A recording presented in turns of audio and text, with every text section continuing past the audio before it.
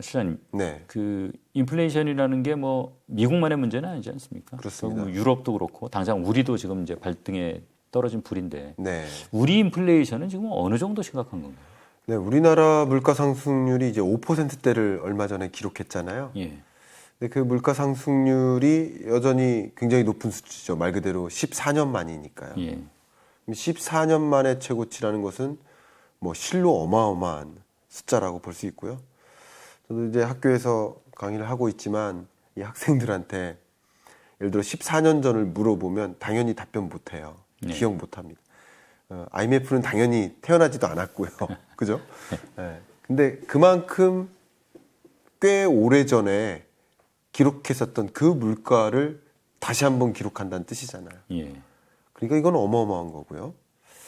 또 이 5%대 물가 상승률 기록한 것도 대단하지만 연간 물가 상승률을 기준으로 말씀드려보면 우리나라의 물가 상승률 목표치가 2%라고 한다면 작년에만 해도 작년 8월까지만 해도 한국은행이 22년 물가 상승률 전망치를 1.5%로 전망했습니다. 그러니까 목표 물가보다도 낮은 그러니까 예측을 잘못했다는 뜻이 아닙니다. 그때는 그때의 전망이 맞았던 거예요. 상황이 급격하게 변한 그럼요. 거죠. 예. 전쟁을 어떻게 예상합니까? 그죠? 그러니까 1.5%로 전망했다는 얘기는 다른 말로 바꿔 얘기하면 목표 물가도 낮은 저물가가 걱정이 된 그런 시점이라는 것으로 전망했던 거예요. 예. 그렇기 때문에 금리 인상 속도를 굉장히 더디게 가져가겠다라고 예상을 또 할 수밖에 없는 거죠. 그런데 지난 5월에 한국은행의 물가 상승률 전망치 그게 4.5%입니다. 뭐 한 번에 조정한 건 아니고요. 여러 번에 걸쳐서 상향 조정해온 건데 1.5에서 4.5%. 근데 이건 정말 저물가가 걱정이던 나라에서 이제 고물가가 걱정이고 이거는 정말 고물가. 이런 시점인 거죠.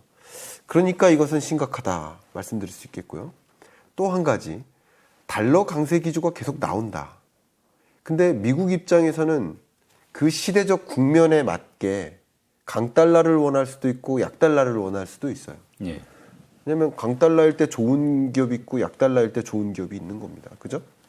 그렇죠. 그런데 미국 기업들 입장에서도 약달러가 더 좋을 수 있어요. 그러나 지금의 숙제, 22년 하반기의 숙제는 물가이기 때문에 강달러를 선택함으로써 외국으로부터 사오는 원자재 가격을 오히려 안정화하는 데 기여할 수 있는 그런 거죠.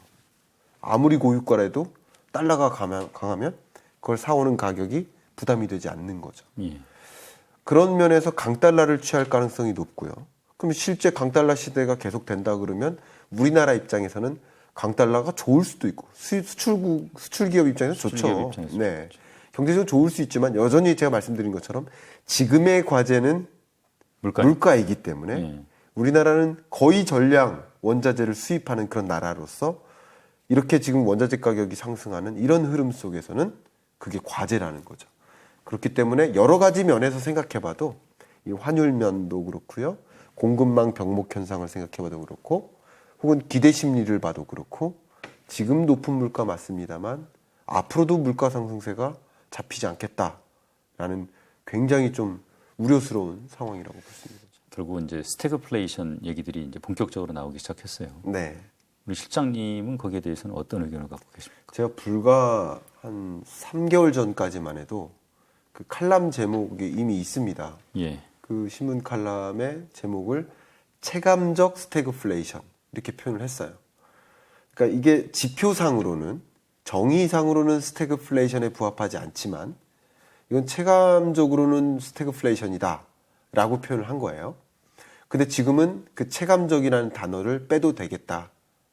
스태그플레이션 초입이다라고 저는 판단을 하고 있습니다. 그러니까 스태그플레이션의 정의는 고물가 저성장이잖아요. 그럼 언제 고물가라고 하냐면 2%보다 높을 때. 그럼 언제 저성장이라고 하냐면 역시 2%도 안 될 때 저성장이라고 하잖아요. 근데 지금은 스태그플레이션 초입에 해당된다라고 판단할 수 있는 거죠. 더군다나 미국이 이렇게 광폭 행보를 보일 때 우리는 같은 광폭은 아니더라도 빅스텝을 할 가능성이 높아진 거죠. 예. 미국이 그냥 빅스텝만 하면 우린 베이비 스텝 하면 될 거고 미국이 자이언트 스텝 하면 우리는 빅스텝을 해야만 하는 그런 국면인 것인데 이렇게 하다 보면 경기 하방 압력이 생기는 거죠. 정말 실물 경제에 또 다른 그 역풍, 금리의 역습이 시작된다라고 제가 표현을 한 거죠. 그런 경제 국면에 놓이기 때문에 경기도 위축되고 물가는 못 잡고 결국 스태그플레이션에 진입할 가능성이 굉장히 높아진 지금은 스태그플레이션 초입에 해당된다 이렇게 진단합니다. 그렇게 보고 계시군요. 이게 좀 우울해지는데요. 네, 저가. 우울합니다, 솔직히. 이게 이제 최근에 뭐 역시 가장 큰 뭐 전 세계적 이벤트라고 할까요? 사건. 결국은 이제 러시아 우크라이나 전쟁인데 네. 뭐 코로나 같은 것처럼 역시 이게 뭐 미리 예견하기가 참 어려운 이슈예요. 거죠. 네. 이게 이제 이런 큰 어떤 사건이 벌어지고 나면 네. 어떤 경제에도 큰 변화가 오지 않습니까? 변화 옵니다. 어떤 변화가 올 걸로 예상하십니까? 뭐 예를 들면 대표적인 게 저도 이제 어느 방송에 출연했다가 그 댓글을 봤는데 제 얘기를 들으셨던 거죠. 제가 21년 경제전망서에는 20년 2분기쯤부터 원유에 투자하셔라 이 말씀 드렸었어요. 그리고 22년 전망서를 발표할 때는 이제 원유에서 구리나 원자재로 다른 원자재, 비철금속 원자재로 넘어가는 게 맞다. 포트폴리오를 조정하는 게 맞다. 이렇게 의견을 드렸어요. 예. 국제유가의 정점을 찍었다라고 봤었죠. 근데 저는 이제 국제유가 전망을 제가 하는 게 아니고요. 미국 에너지정보청 EIA 전망치를 전제로 그렇게 말씀을 전하는 방식인 거거든요. 역시 저뿐만 아니라 미국 에너지정보청도 또 IEA 국제기구도 국제유가는 정점을 찍고 하향 안정화될 것이다라고 봤었죠. 21년 하반기에. 그랬는데 전쟁이 터졌고 국제유가가 급등하지 않았습니까? 예. 누구도 예상하지 못했던 이런 변수가 등장해서 국제유가가 치솟는 거죠. 그건 당연한 현상인 거 아니겠습니까? 물론 그때마다 전망이 틀렸다라고 판단하기보다는 수정 조정해야 된다 이렇게 저는 보고 있는 사람입니다. 예. 네. IMF도 1년에 4번 수정하지 않습니까? 전망치를 수정하는 거예요. 또 다른 변수가 등장할 때마다. 역시 러시아 우크라이나 전쟁이 등장해서 엄청난 경제 전망치를 수정하게 만든 거고요. 예. 그래서 IMF는 부재를 달았는데 그 경제 전망 보고서에 셋백이라는 표현을 썼어요. 셋백은 나름의 경제가 회복되는 듯 했는데 그걸 방해했다, 저지했다, 늦췄다 이런 표현이잖아요. 예. 그런 표현이 등장한 거고요. 그렇게 경기를 위축시키고 이렇게 된 건데 그 위축시키는 그 경로는 바로 경제 제재죠. 경제 제재를 발동하면서 러시아산 원유, 천연가스 쓰지 마. 그리고 EU는 그 천연가스 쓰지 않기로 합의까지 하고요. 승인까지 하고. 뭐 그런 것들인데 그런 과정에서 21년, 22년에 가장 중요한 과제가 원자재 공급망 병목 현상이었어요. 원래부터 공급망 병목 현상이 있었는데 가뜩이나 그게 숙제였는데 기업의 과제였는데 그런데 러시아 전쟁이 이것을 그냥 틀어막히게 한 거죠. 네, 그런 현상이라고 생각할 수 있겠습니다. 그게 이제 새로운 국면을 만든 거고 원자재 공급망 병목 현상이 정말 극심하리만큼 이렇게 오일 쇼크만큼이나 극심하리만큼 공급망을 차단해 버렸기 때문에 공급발 인플레이션 현상을 야기시켰다 이렇게 해석할 수 있겠고요. 지금은 그 인플레이션 현상을 목도하고 있다. 그러면서 시장의 기대치보다도 높고 역사적으로 높고 미국은 41년 만에 최고치이고 1월이만큼 높은 물가가 계속 기대되고 전개되고 있다 보니까 그 물가를 잡기 위해서 또 금리를 꺼내 드는 것이죠. 그러니까 새로운 국면에 놓이게 된 것이죠. 지금 그러면 이 네. 러시아 우크라이나 전쟁 결과 네. 사실은 그 이전부터도 지금 소위 말하는 그 탈세계화 네. 흐름이 좀 강화되고 있지 않았었습니까? 원래 있었습니다. 그런 흐름을 좀 더 강하게 만드는 그런 측면도 있겠네요. 그렇죠.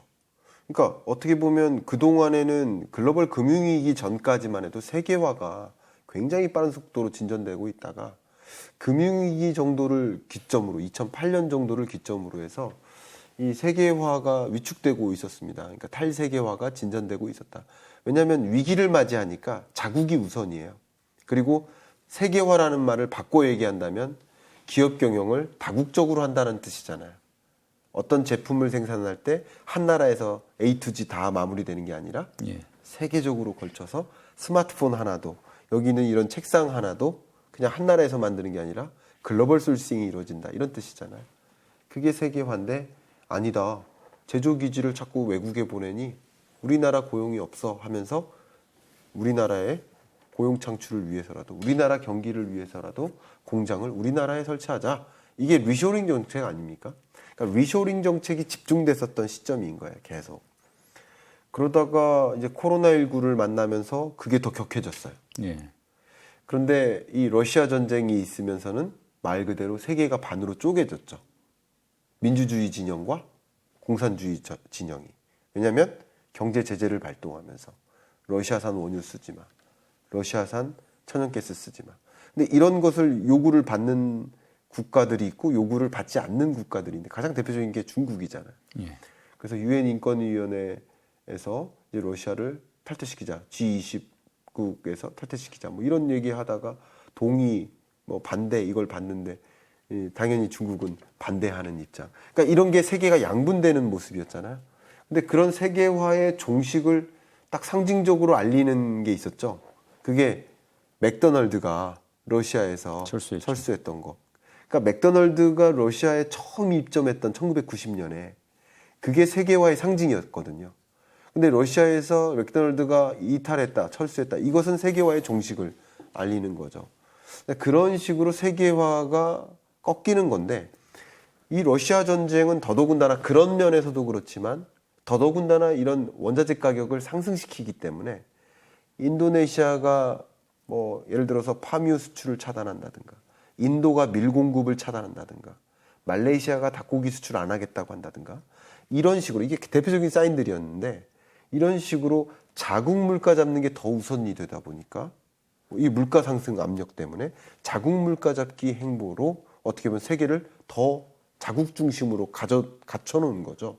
세계화의 종식인 거고 이런 세계화의 종식의 흐름은 결과적으로 우리나라 입장에서도 원자재를 세계로부터 솔싱을 하다가 이제 이쪽 국가 진영으로부터는 솔싱을 못 받게 되는 결과적으로 물가는 더 오르게 되는 현상이 되는 거죠. 그래서 세계화의 종식이 바로 그런 의미 탈세계화가 진전되고 있다 이렇게 볼 수 있는 것이죠. 이제 물가 측면에 주로 이제 포커스를 맞춰서 말씀을 해주신 네, 것 그렇습니다. 같고 이 투자자 입장에서는 뭐 이런 변화의 흐름이라고 그럴까요? 네. 뭐 어떤 준비를 해야 되는 겁니까? 네. 뭘 이렇게 중심적으로 좀 보고 네. 뭐 관심을 가져야 되는 건지.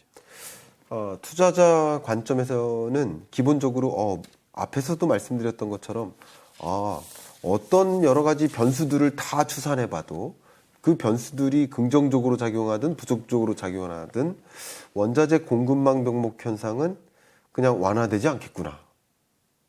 완화시킬 요인들이 별로 없구나. 그렇게 생각한다면 정말 이 원자재 영역에 대한 투자를 관심 갖는 게 맞겠고요. 이런 원자재 ETF 영역에 좀 무게를 더 두는 게 포트폴리오 조정에 있어서 적절한 게 아닐까 이런 생각을 해보고요. 굳이 이제 시점이 왔다, 조정 국면이 다 왔다라고 한다면 뭐 제 예측이 틀릴 수도 있지 않겠습니까?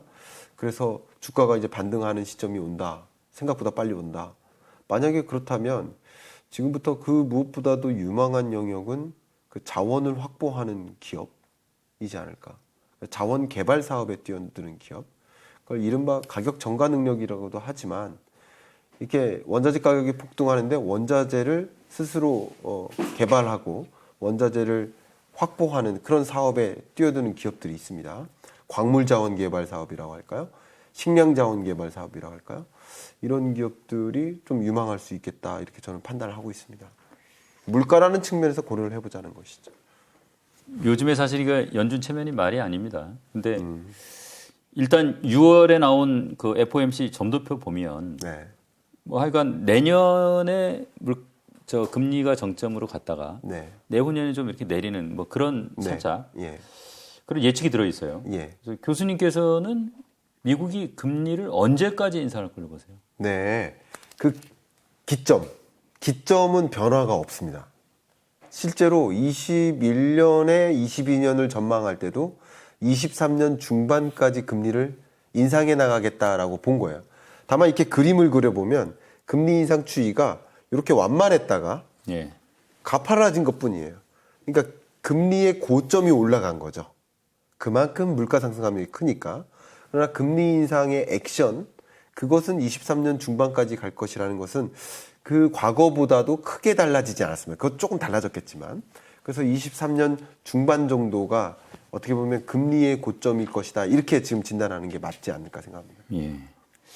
이게 제가 질문 드린 게 이게 아까도 잠깐 말씀드렸지만은 이제 주가나 환율이 미국 금리 인상 주기에 이제 선행하는 특성을 가진다. 네. 자, 그렇다고 하면은 미국 금리 인상 테이블을 알면 투자자 입장에서 네. 이제 우리의 주가 흐름도 이제 어느 정도 예측이 가능하고 네. 어떻게 투자해야 될지 투자 전략을 세울 수도 있을 것 같아서 여쭤본 거거든요. 네, 그렇습니다.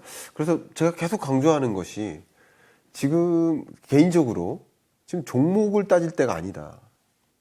어떤 분야가 좋는지 논할 때가 아니다라는 거죠. 무엇을 살까가 중요한 게 아니라 시점을 따져야 되는 것이다. 언제 들어갈까가 중요한 것이다. 라고 저는 생각을 하는 사람입니다. 그러니까 대세 상승장에도 종목을 따질 필요가 없어요, 상대적으로. 대세 하락장에도 종목을 따질 필요가 없습니다. 그러니까 대세 상승, 대세 하락이 아닐 때 종목을 따져야 되는 거죠. 내 것만 오르는 게 다 아니라 다 오르는 거고, 내 것만 떨어지는 게 아니라 남의 것도 다 떨어지니까 투자해야 될지 말아야 될지를 판단하는 것이죠. 그래서 포트폴리오를 관리하는 것인데, 그래서 금리의 향방을 가지고 포트폴리오를 충분히 관리할 수 있겠다라고 보고 있고요. 심지어 2020년까지만 해도 저축은 절대로 하지 말라고 제가 표현을 했었거든요. 예. 금리, 이렇게 낮은 금리에 투자하면 안 된다. 근데 지금 같은 경우는 저축이 적절한 거고요. 더군다나 특판 상품들도 많이 나왔기 때문에 특판 상품들을 이용해서 나름의 수익을 지금은 주식을 보유함으로써 마이너스 수익률을 가져가는 것보다는 2% 3% 버는 게 2% 3% 버는 게 아니라 기회비용을 생각해 본다면 그죠? 그렇죠. 논리적으로 8%를 버는 거예요. 돈을 보유하는 게 주식을 보유하는 것보다 훨씬 수익률이 높은 거예요. 그죠? 기회비용을 고려해야 됩니다. 우리는 0에서 생각하는 게 아니라 0에서 생각하면 자꾸 2, 3이라고 하는데 나머지 자산 가치가 이렇게 하방 압력을 받을 때라면 이것의 돈을 갖고 있을 때보다 이만큼 마이너스를 안 보는 것이니까 이것까지 고려해서 수익률을 생각할 필요가 있지 않을까 생각하는 거고요. 반대로 그래도 나는 주식이야라고 한다 하더라도 금리가 3%인데 저축해도 3%를 벌 수 있다면 3% 수익률을 봐도 그제서 0이라는 거죠. 이게 뭐 경제학에서 얘기하는 기회비용을 고려한 합리적 인간을 정의할 때 그런 겁니다. 그러니까 이렇게 판단하기는 굉장히 어렵습니다. 굉장히 어려워요. 심리적으로 그게 어려워요. 저도 그건 어렵습니다. 어렵지만 그렇게 자꾸 생각을 하면서 판단을 하는 게 그래도 판단에 도움이 되지 않을까라고 해서 말씀을 드리는 거고요. 그래서 지금 시대를 규명하는 게 더 중요하다. 네, 그렇게 의견을 드리는 겁니다. 근데 결국은 이제 올해 말쯤에는 이제 투자할 기회가 분명히 생길 거다 이렇게 지금 보고 있습니다. 네, 지금으로서 그렇게 생각하고 있습니다. 본격적으로 투자를 만약에 재개한다면 어디다 투자해야 되나? 앞에도 이제 그 자원 영역을 좀 말씀을 드렸었습니다만, 예. 근데 본격적으로 투자를 한다. 그러면 이제 인플레이션이 어느 정도 잡히기 시작한다는 사인이 올 겁니다. 그렇죠. 예.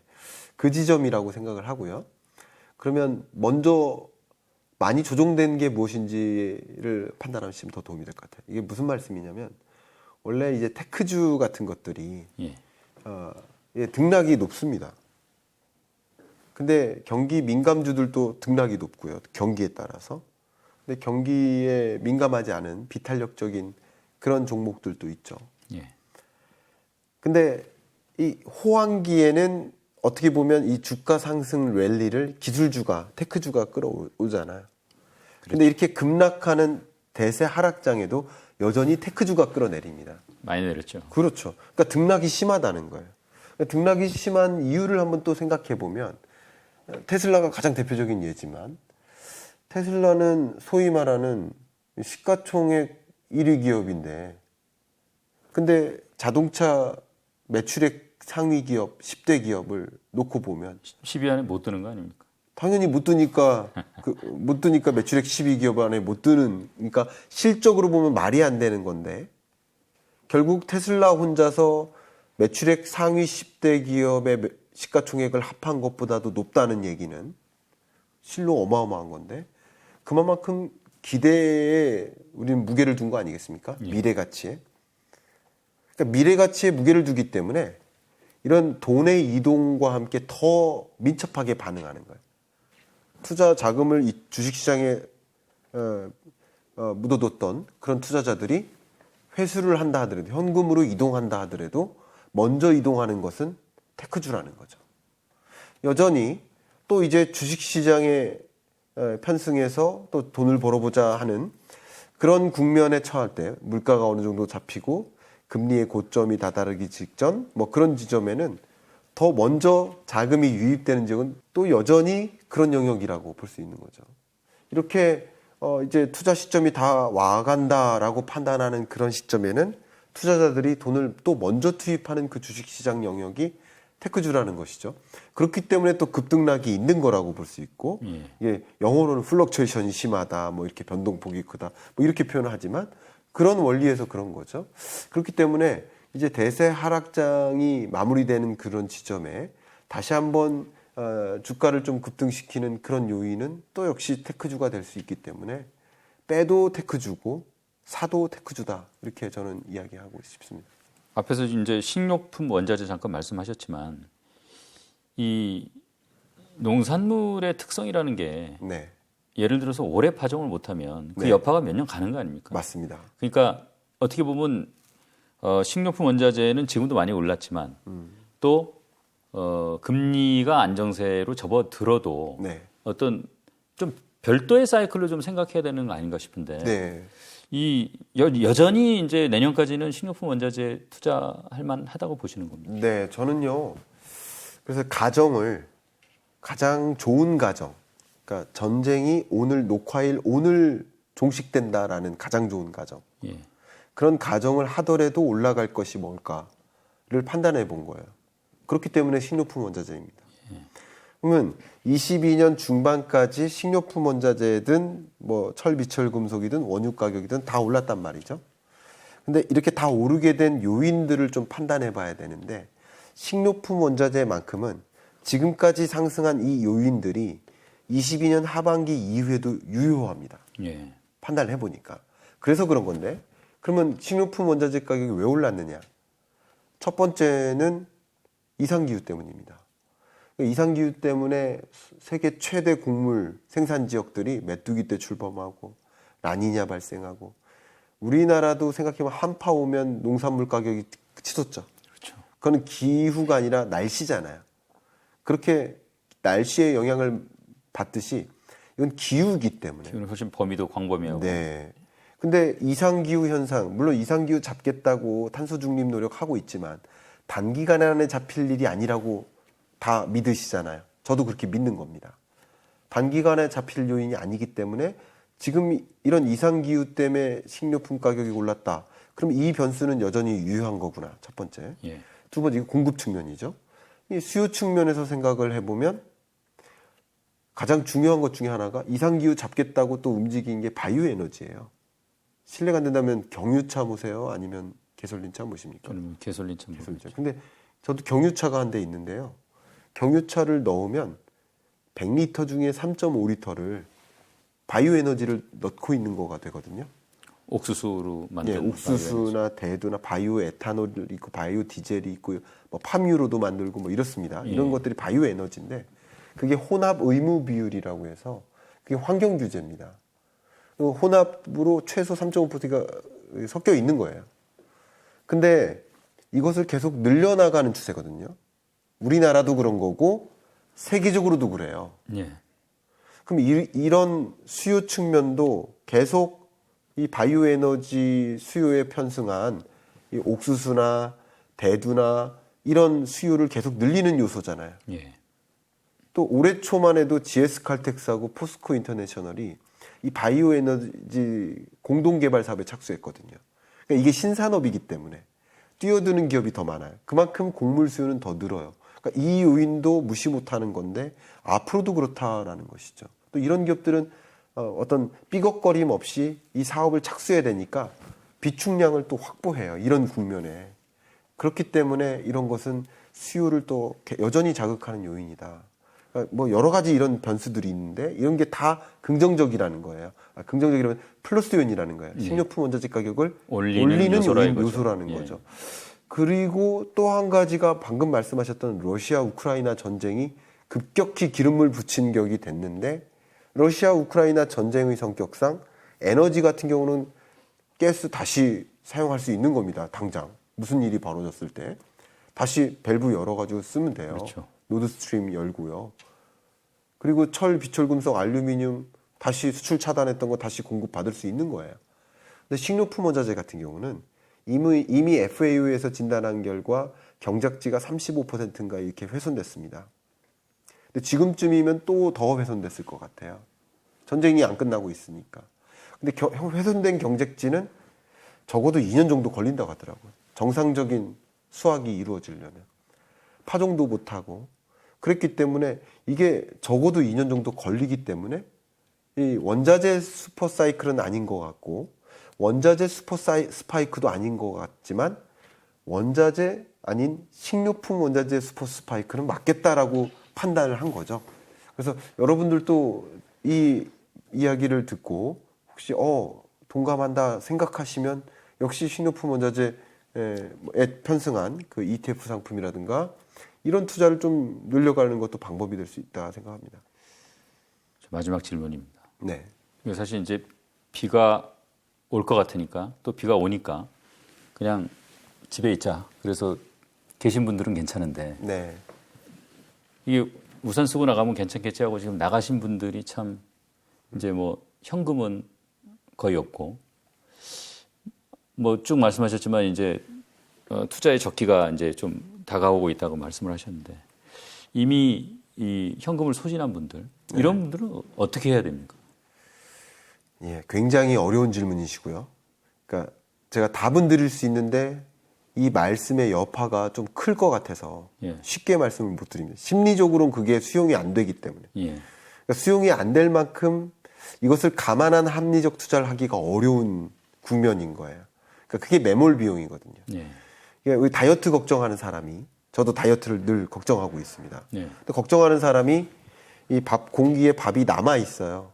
농부의 피땀도 생각이 나고 밥알을 사기 위해 일한 그 나의 일도 생각이 나고 근데 그거 아까워서 남기면 안 된다라고 판단. 특히 어르신들이 그러시잖아요. 그거 맞습니다. 심리적으로는 맞아요. 근데 다이어트를 걱정하는 사람이 밥을 남기는 게 맞는 거지. 남긴 밥이 아까워서 여전히 먹는 행위는 또 추가적인 마이너스를 만드는 거예요. 그러니까 이건 매몰 비용이라는 개념, 매몰 비용, 썬크 코스트. 이미 가라앉은 비용. 이미 이 쌀을 생산하는 데 들인 비용을 지불한 거죠. 500원을 지불했다. 그럼 먹는다고 500원을 돌려받는 게 아닙니다. 먹음으로써 마이너스 500이 더 발생하는 거죠. 그러니까 이거는 정말 이 일상생활에서는 적용하기 어려운 그 매몰 비용을 감안해서 의사결정하기 어려운 영역이에요. 투자도 어렵다고 생각합니다. 그러니까 다시 말씀드리면 이 투자자들 입장에서는 이제 진입하신 분이나 진입하신 지 오래되신 분이나 똑같다라는 거죠. 이미 내가 샀던 그 매수 시점보다 많이 조정됐다. 그러면 이것은 이미 지불된 비용이기 때문에 여기서부터 새로 시작하는 것이지 계속 내 매수 가격에 의존해서 그것에 영향을 받으면서 투자 의사 결정을 하면 안 돼요. 더 잃지 말아야 된다는 것이고 빨리 현금화해야 된다. 이게 맞다고 판단하신다면 여러분 투자는 여러분의 판단이시니까 그렇게 판단하시는 게 맞지 않을까. 이건 정말 다시 한번 말씀드리면 가혹하고 이거는 편집하지 말아주십시오. 정말 가혹하고 뼈아픈 의견이 될 수 있습니다. 근데 악플을 감안하고라도 맞는 거는 그게 맞는 것이다라고 의견을 드리고 싶어요. 정말 이게 저점이 아니고 앞으로도 그렇다 그러면 추가적인 마이너스를 안 만드는 게 맞지 않을까 하는 것이 매몰 비용이라는 개념, 경제학 개념을 감안하시면서 투자만큼은 그렇게 합리적인 의사결정을 해 나가야 되지 않을까 하는 것이 제 생각입니다. 오늘 좋은 말씀 많이 들었습니다. 네, 고맙습니다. 감사합니다.